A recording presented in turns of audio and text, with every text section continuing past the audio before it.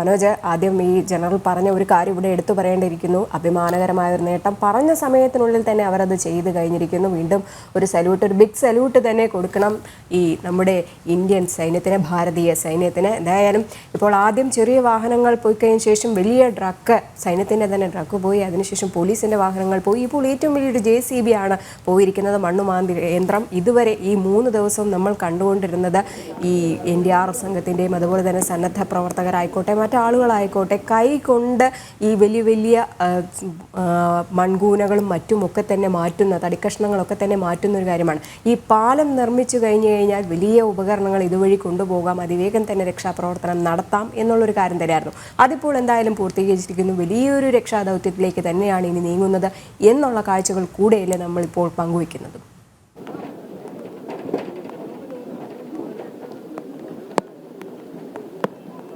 തീർച്ചയായും രജനി, ഞാനിപ്പോൾ നിൽക്കുന്നത് ഈ ബെയിലി പാലത്തിലാണ്. ഈ 190 അടി നീളമുള്ള ബെയിലി പാലം, അതിന്റെ നടുവിൽ ഈ പുഴയിൽ, അതായത് കൊത്തിയൊലിച്ച് വന്ന ഈ ചൂരൽമലയുടെ ഈ പുഴയിൽ നടുവിലായി അതിനുവേണ്ട തൂണ് സംവിധാനം ഒരുക്കിയിട്ടുണ്ട്. അതോടൊപ്പം തന്നെ ഈ ഫ്രെയിമുകളാണ്. ഈ ഫ്രെയിമുകൾക്ക് ശേഷം ആദ്യഘട്ടം എന്നുള്ള നിലയിൽ ഈ ഫ്രെയിമുകളാണ് ഇവിടേക്ക് കൊണ്ടുവന്നത്. ഈ ഫ്രെയിമുകൾ ഓരോന്നായി ചേർത്ത് പിടിപ്പിച്ചാണ് അങ്ങേ അറ്റം വരെ എത്തിച്ചിട്ടുള്ളത്.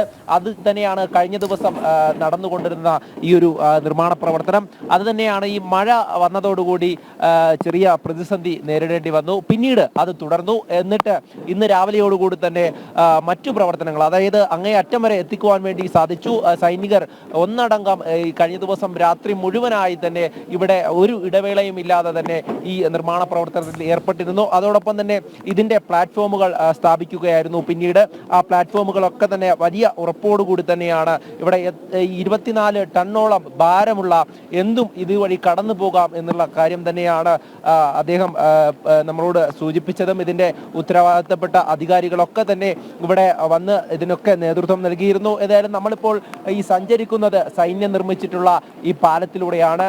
ആ അഭിമാനകരമായി അദ്ദേഹം തന്നെ പറഞ്ഞു. കാരണം അടിയന്തര ഘട്ടങ്ങളിൽ ഓടിയെത്തി ഇവിടെ രക്ഷകരായി മാറിയ സൈനികർ, അവരുടെയൊക്കെ ആ സൈനിക വിഭാഗത്തിന്റെ, എഞ്ചിനീയറിംഗ് വിഭാഗത്തിന്റെ ആ ഒരു പ്രവർത്തനം നമ്മൾ കഴിഞ്ഞ ദിവസം കണ്ടതാണ്. ഈ പുഴയുടെ മുകളിലാണ് ഇത്തരത്തിലൊരു പാലം നിർമ്മിച്ചിരിക്കുന്നത്.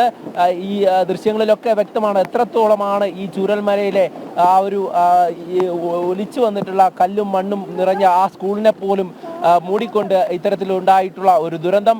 ആ ദുരന്തത്തിൽ രക്ഷകരായി സൈന്യമെത്തി. ആ സൈന്യം ഇനി മുണ്ടക്കൈയിലേക്ക് പോകുവാനുള്ള മറ്റ് സംവിധാനങ്ങൾക്കുള്ള സൗകര്യമാണ് ഇവിടെ ഒരുക്കിയിരിക്കുന്നത് ഈ ബെയിലി പാലത്തിലൂടെ. ഇനി സുഗമമായി ഇവിടെ നിന്നും മുണ്ടക്കൈയിലേക്ക് പോകാമെന്നുള്ളത് തന്നെയാണ്. അതിനുശേഷം അവിടെ നിന്നും ഈ കണ്ടെത്തുന്നവരെ ഇതുവഴി വേഗത്തിൽ ഈ മേപ്പാടിയിലേക്ക് എത്തിക്കുവാൻ സാധിക്കും. അതോടൊപ്പം തന്നെ അവർക്ക് വേണ്ട, അവിടെ തിരച്ചിലിന് വേണ്ട മറ്റ് യന്ത്ര സാമഗ്രികളിലൊക്കെ എത്തിക്കുവാൻ വേണ്ടി സാധിക്കും എന്നുള്ളത് തന്നെയാണ്.